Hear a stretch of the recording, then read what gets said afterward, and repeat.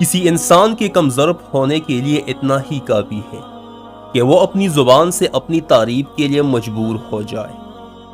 ناجائز کمائیوں سے بنے ہوئے محلات پر لکھ دینا کہ یہ اللہ کے فضل سے بنا ہے، ایک ظلم ہے۔ ہم آرام کی آرزو میں بے آرام ہو رہے ہیں۔ ہم اپنے مفاد کو قوم کے مفاد پر قربان کرنا سیکھ لیں تو قوم ترقی کرنا شروع کر دے گی۔ سوچنے والوں کی دنیا دنیا والوں کی سوچ سے الگ ہے۔ شکر کرو اس غم کا جس نے آپ کو اللہ والا بنا دیا۔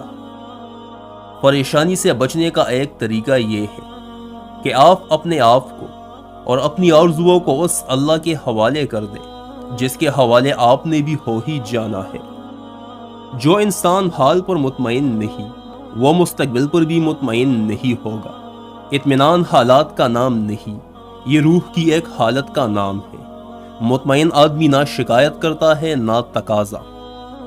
رحم اس فضل کو کہتے ہیں جو انسان پر اس کی حامیوں کے باوجود کیا جائے۔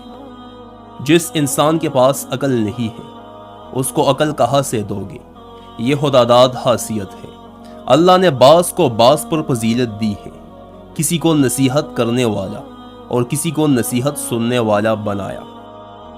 دنیا میں سب سے آسان کام نصیحت کرنا ہے اور سب سے مشکل کام نصیحت پر عمل کرنا ہے۔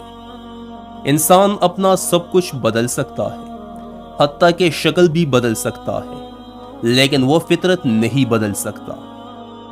کسی چیز سے اس کی فطرت کے خلاف کام لینا ظلم ہے۔ اللہ تعالیٰ نے اپنا ایک نظام رکھا ہوا ہے۔